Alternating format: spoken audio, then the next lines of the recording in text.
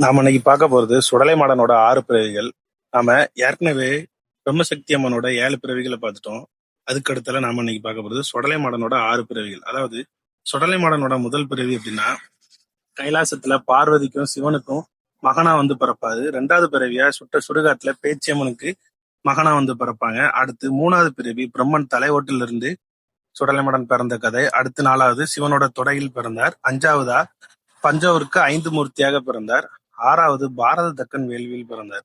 இதே மாதிரி சுடலை மாடனுக்கு 6 பிறவிகள் இருக்கு. அந்த 6 பிறவிகள்லயும் சுடலை மாடன் ஒவ்வொரு தேவைக்காக வந்து பிறந்திருந்தாரு.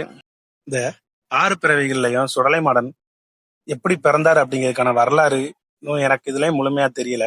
ஏன்னா எல்லாருக்குமே தெரிஞ்ச மாதிரி கைலாசத்துல சுடலை மாடன் பிறந்தது, சுட்ட சுடுகாட்டுல பிறந்தது, அந்த மாதிரி இந்த 2 பிறவிகள் எல்லாருக்குமே தெரியும். அதை தவிர்த்து மிச்சம் இல்ல 4 பிறவிகள் என்னங்கிறது எனக்கு இன்னும் முழுமையா தெரியல. ஆனா ஒரு சில பிறவிகள் தெரிஞ்சாலும் 4 பிறவிகளுமே இன்னும் தெளிவான அளவுல கிடைக்கல. உங்களுக்கு யாருக்குமே இந்த சுடலை மாடனோட 6 பிறவிகள்ல அந்த கைலாச பிறவியும் சுடுகாட்டுல பிறந்த பிறவியும் தவிர்த்து மீதி உள்ள பிரம்மன் தலைவட்டுல பிறந்த கதை, இல்ல சிவனோட தொடையில பிறந்த கதை, இல்ல பஞ்சவருக்கு 5வது மூர்த்தியா பிறந்த கதை, இல்ல பாரத தக்கன் வேள்வியில் பிறந்த கதை, அந்த மாதிரி கதைகள் யாருக்கும் தெரிஞ்சிருந்தா நீங்க கமெண்ட் பண்ணுங்க. நம்ம பதிவுல ஏற்கனவே பாரதக்கன் வேள்வியில சுடலை மாடன் பிறந்த கதை இருக்கு.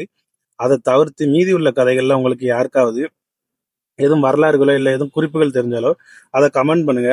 தெரியாதவங்களுக்கு அதை பார்த்து தெரிஞ்சுக்கிறதுக்கு ஒரு யூஸ்ஃபுல்லா இருக்கும். சுடலை மாடனோட 6 பிறவியில் கைலாச பிறவி வந்து எல்லாருக்குமே தெரிஞ்சது. அடுத்தால நாம சுட்ட சுடுகாட்டுல பேச்சியம்மனோட மகனா எப்படி பிறந்தாருங்கிறது நம்ம யூடியூப் சேனல்ல ஆல்ரெடி அதை பத்தின வீடியோ போட்டிருக்கோம்.